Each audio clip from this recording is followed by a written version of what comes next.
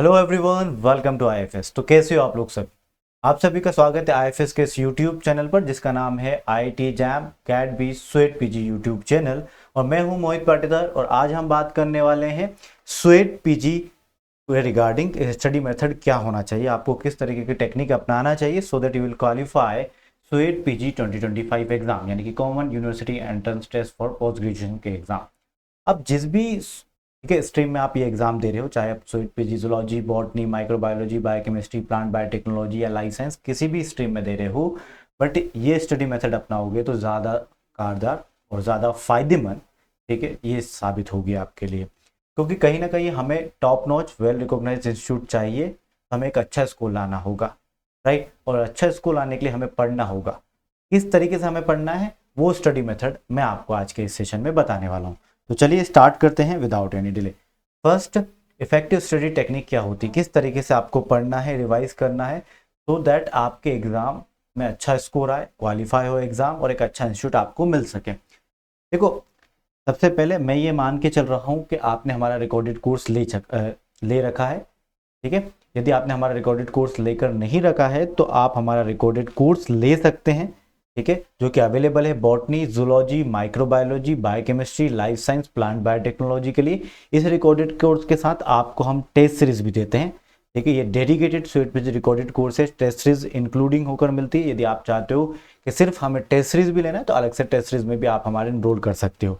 तो चलिए आप, ठीक है, इनरोल करने के लिए आपको हमारी वेबसाइट www.ifsonline.com पर विजिट करना होगा।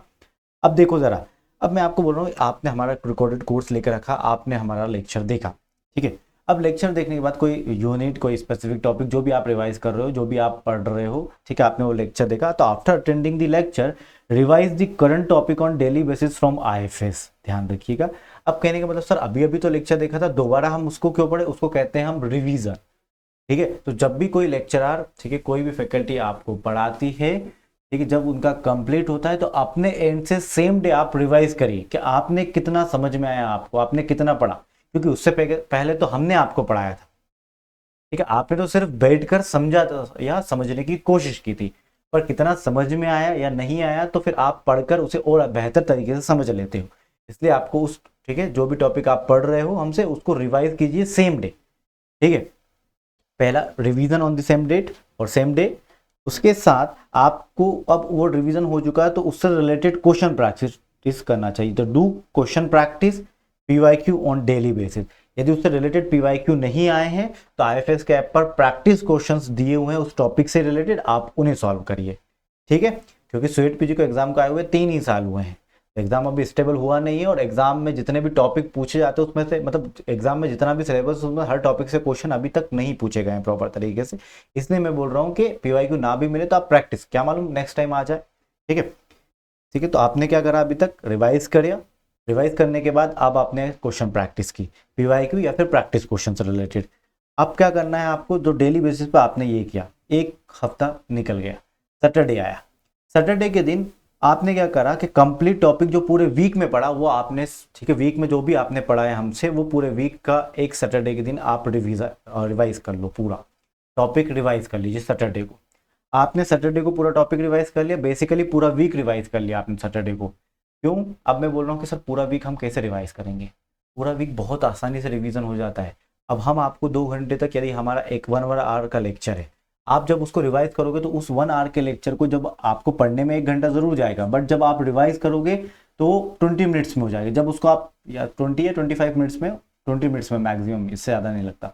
रिवाइज किया आपने, अब जब आप इसको इसी को नेक्स्ट टाइम सेकंड रिवाइज करवाओगे तो शायद ये 15 मिनट्स में कंप्लीट हो जाए। उसके बाद नेक्स्ट बार रिवाइज करोगे इसी सेम टॉपिक को तो वो फिर 10 मिनट्स में भी हो जाएगा, ठीक है, या 10 to 12 मिनट्स लगे। तो जितनी बार आप रिवीजन करते हो उतनी बार वो रिवीजन का टाइम घटता चला जाता है, ठीक है। तो जब आप सैटरडे को इसको रिवाइज करोगे तो कंप्लीट आसानी से आप रिवाइज कर पाओगे। तो अभी तक आपने क्या किया, डेली बेसिस पे जो हमने पढ़ाया उसका रिवीजन किया, उसके बाद आपने डेली बेसिस पे पीवाईक्यू को सॉल्व किए, फिर उस वीक का जो सैटरडे होता है उस दिन आपने क्या किया, कंप्लीट पूरे वीक में जो भी आपने पढ़ा था उसका रिवीजन किया 3 पॉइंट के अंदर, ठीक है। अब हमने ये बात कर, अब जब सैटरडे को सर हम क्यों रिवाइज करें, सो दैट संडे पूरा खाली होता है। संडे के दिन आप, ठीक है, बाहर घूमने जाना होता है आपको, पर मॉर्निंग में सुबह उठकर आप हमारा, ठीक है, टेस्ट दीजिए।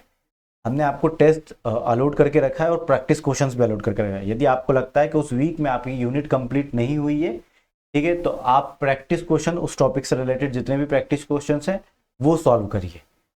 अब ये सॉल्व आप क्यों कर रहे हैं, तो पार्टिसिपेट इन संडे टेस्ट, आप उसको संडे टेस्ट बोल दीजिए, या फिर एडिशनल प्रैक्टिस क्वेश्चन जो हमने प्रोवाइड कर रखे उन्हें सॉल्व करिए, सो that you will analyse your self कि पूरे वीक में आपको कितना समझ आया, आपने रिवाइज करके कितना समझा। तो इसको एनालाइज करने के लिए आप ये टेस्ट देते हो।